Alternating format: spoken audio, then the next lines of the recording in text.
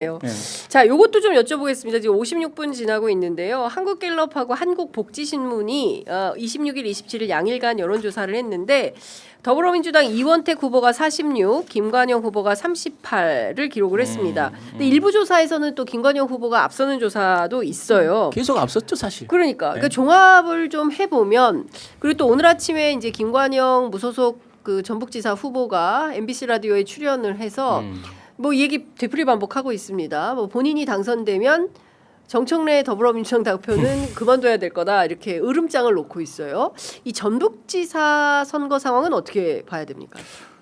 사실 전북지사 선거가 대구시장 선거만큼 어렵습니다. 예. 그동안에 이제 김관영 오늘 김봉신 대표가 목소리를 너무 깔아주셔가지고 좀 올려주세요 텐션. 아, 예. 힘들어. 힘들어. 진행하기 힘들어. 힘들어. 올려. 놓으면 오늘 방송 어렵다. 진땀 난다. 네. 아이고, 이상하게 대구하고 전북인데요. 전북 대구 둘 다 한 진영을 대표했던 지역은 맞습니다. 그래서 원래 지지하던 성향대로 갈 것이다라는 예상도 있지만 그렇지 않다라는 예상도 많습니다. 특히 전북 같은 경우에는 지금 방금 말씀주신 것처럼 김관영 지사가 뭐 잘 나온다라는 이야기들이 있었었는데 한국갤럽 방금 소개해주신 그 설문은 전화 면접입니다. 전화 면접. 그러니까 이제 대표성은 더 높다고 봐야겠죠. 표본 네. 대표성은. 그런데 이제 설문 문항이 누구에게 투표할 것이냐는 투표 행동이 아니고 누가 되는 것이 더 좋겠냐라는 질문이거든요. 그게 8% 포인트 격차가 나버렸어요. 네. 그러면 이거는 5.1을 넘은 겁니다. 그런데 누가 되는 것이 가장 좋다고 생각하느냐라고 했을 때 그 설문의 뉘앙스로 따지면 그러면은 정부 여당이 더불어민주당 후보에 대한 어떤 관심이 더 있을 법한, 즉 다시 말씀드려서 정당 후광 효과에 의한 선택 경향이 좀 자극이 될 수도 있겠다라는 걸 의미하죠. 그런데 그러면 투표는 네. 투표를 생각하셔야 돼요. 그러면 투표는 더불어민주당 후광이 좋은데 근데 나 무소속 찍을래. 과연 이렇게 될 수가 있는 것인지 한번 생각을 해보셔야 돼요. 그러니까 네.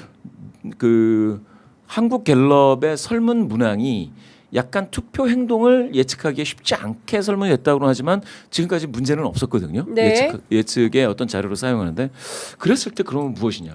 그러니까 이게 해석이 안 되는 거예요. 그러면은 김관영 지사가 잘 나왔던 그런 어떤 설문들 중에 대부분은 어떤 그 ARS입니다. 이건 관여도가 아주 높은 사람들. 네. 그 전체 유권자의 한 5%.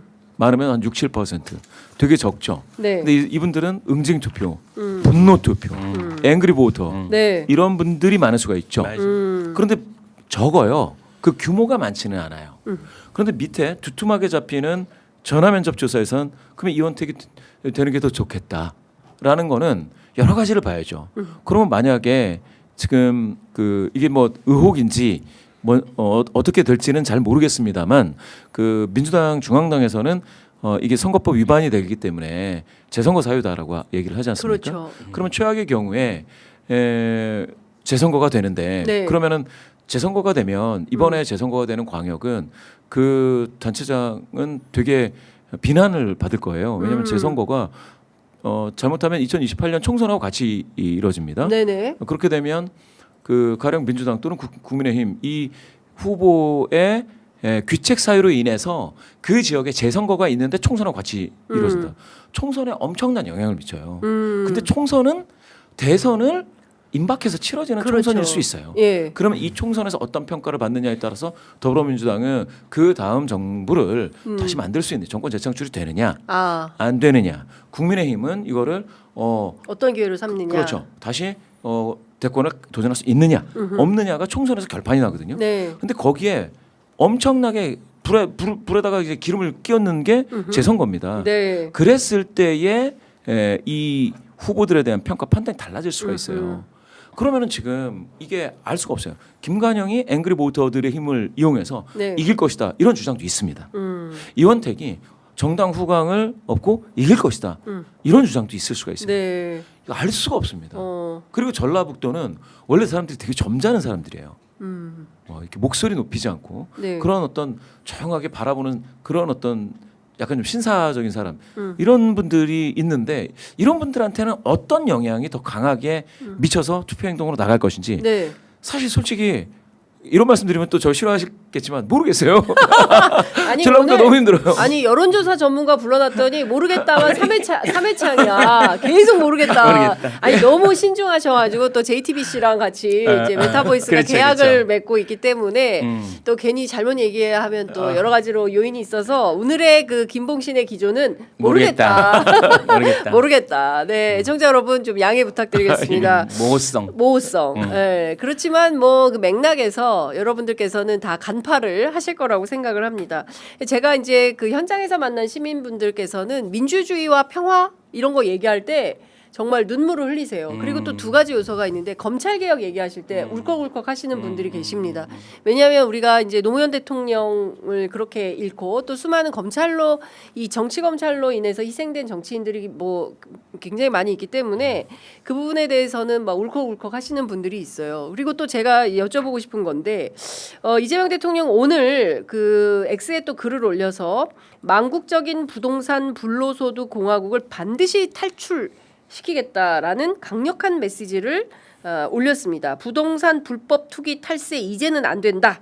네, 망국적인 부동산 불로소득 공화국은 반드시 탈출하겠다라고 입장을 올렸습니다. 부동산 불패 이제 그런 신화는 없다.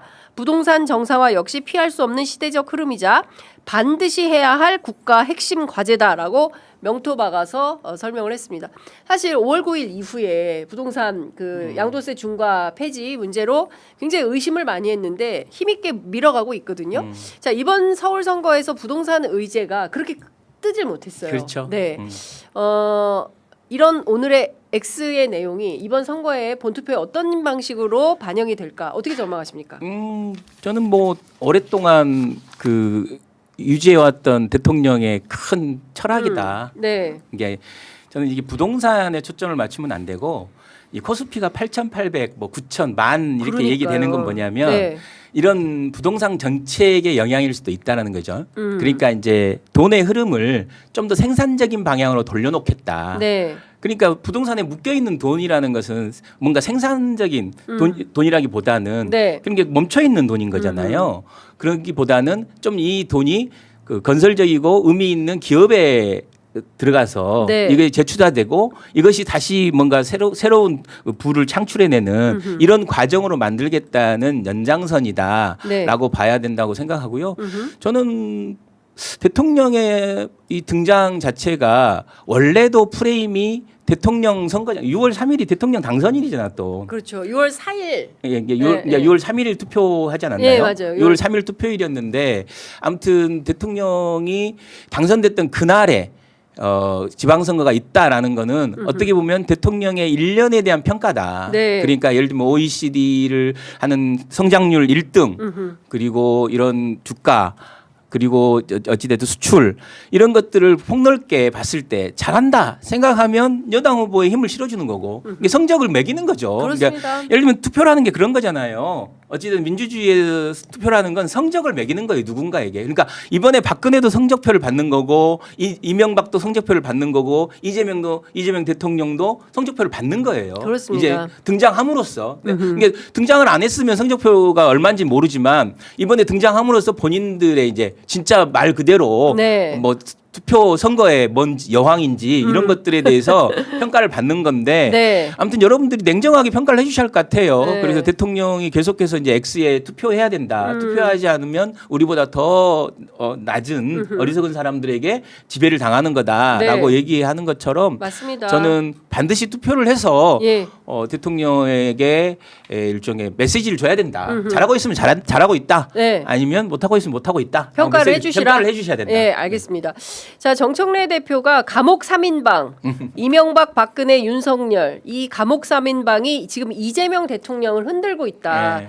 역사 속으로 보내야 된다 이렇게 주장을 하고 있습니다. 아니 이건 저는 한마디면 아니 사면의 전제가 항상 네. 국민 대통합이잖아요. 그렇습니다. 근데 국민 대통합을 갈라치기를 위해서 사면을 시킨 해줬는데. 거잖아요. 네. 그러면 사면의 그 목적 게 반하는 이런 행동을 했을 때 뭐 해야 되는 거 아닌가요? 난 모르겠네. 도루 감옥으로. 도루 감옥으로. 아니 그렇잖아요. 우리가 통합에 저해한다. 도루 감옥으로. 아니 그러니까 우리가 네. 사면을 할 때 네. 원래 그 목적에 국민 통합을 위해서 한다. 그렇습니다. 이 사람이 예를 들어서 이게 하니까 네. 국민 통합을 한다고 하는데 지금 저러고 다니면 완전 국민 분열을 조장하는 거잖아요. 국민 분열, 국민 갈라치기를 하고 있는 네. 거예요. 왜 이 편 저 편 서가지고. 그 사면의 원래 목적을 하지 않으니까 뭔가 좀 페널티를 줘야 되는 거 아닌가? 그래서 이런 사면 하지 말라라는 울분에 찬 목소리들이 시민들 사이에서 터져 나오는 겁니다. 그러니까. 오늘 아침 라디오 방송에서도 이런 사면 되는 거냐, 빨리 사면법 바꿔가지고 이재명 대통령도 혹여라도 윤석열에 대해서 사면해라 뭐 통합 차원에서 해라 이런 요구했어요. 절대 하면 안 된다. 이런 요구가 있는 것 같습니다. 조건부로 하나 넣으면 안 돼요? 사면해주되 이게 뭐 국민 갈라치기나 분열 행동을 했을 때는 다시 감옥으로. 아니 사면은 내란에 관한 한 사면은 안 돼. 사면하면 큰일 나. 다시 또 이게 그 12.3 비상계엄만 생각하면 진짜 모골이 성연합니다. 제가 제가 월담을 했어요. 다리에 멍 많이 들었습니다. 월담 당시에. 장윤선이네. 의원식 의장 수준이시네. 예, 거의 우리가 막 그래서 다시는 그건 안 된다. 비상계엄은 절대 안 되기 때문에 사면은 안 된다라는 네. 말씀 좀 드려야 될 것 같습니다. 자, 그런데 일부 언론에서 뭐 이재명 대통령 사전 투표 가운데 기표도 잠깐 나온 사건이 있었잖아요. 이 해프닝을 가지고 뭐 국민의힘 특히 뭐 대통령은 되는데 다른 일반 시민은 안 되는 거냐 뭐 갑론을박이 있는 것 같아요. 이런 어떤 사소한 이슈들이 마지막 막판 투표하는데 여론에 얼마나 영향을 미치게 될까요? 어떻게 분석하십니까? 대통령이요. 네, 아니 뭐 이런 무슨 뭐 공정하지 못하다 뭐 누구는 기표소에서 중간에 나왔었는데 뭐 이제 유효표로 인정을 받고 또 일반 시민은 나왔기 때문에 무효표가 되고 뭐 이런 것들이 좀 약간 사소한 이슈인데 지금은 이제 크게 터진 것 같지는 않아요. 네. 예. 그러니까 저는 예전에 그러니까 일부 논객들이 차라리 뭐 전망을 하는 그런 내용을 이야기했을 때 그게 크게 흔들렸어요. 크게 흔들렸어요. 근데 지금 같은 경우에는 이거는 대단히 큰 사건은 아니라고 생각을 하고요. 오히려 아까 그 부동산 이슈가 오히려 서울 같은 데에서 세게 터질 것 같았는데, 네. 근데 정은호 후보가 그 페북을 통해서 그 뭡니까 실소유 하나를 가지고 있는 재산세금. 예, 그거 관련된 재산세 소득은 없는 경우에 재산세를 너무 뭐 이렇게 좀 가혹하게 하는 것들은 문제가 있다라고 얘기를 하면서 네. 약간 좀 탄력적인 의견을 좀 제시했거든요.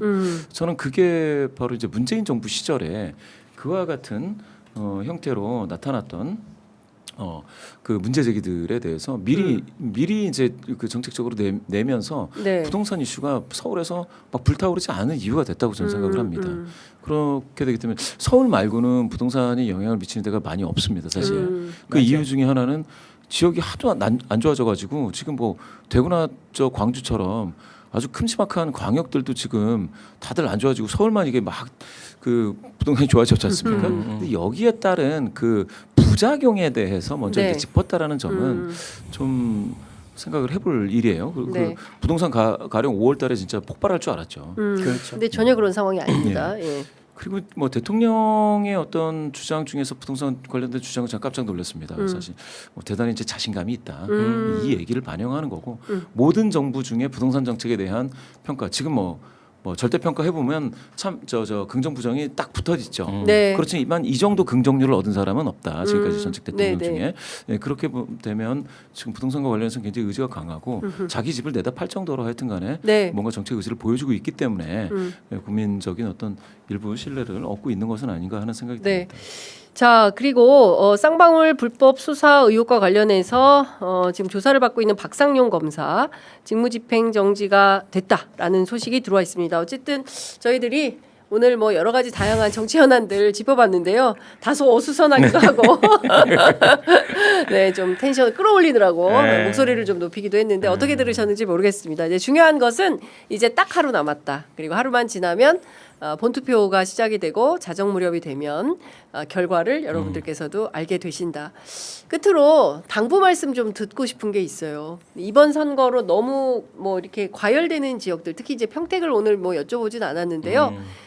저희가 내일 또 여론조사 분석 전문가 모셔서 말씀을 좀 듣겠지만 이렇게 과열된 게 완전히 극단적으로 갈라지게 돼서 오히려 국민 통합보다는 국민 분열로 가게 될까봐 저는 사실은 현장을 취재하는 기자로서 그 점이 가장 우려되는데 두 분 어떻게 보시는지 끝으로 한 말씀씩 듣고 마무리하겠습니다.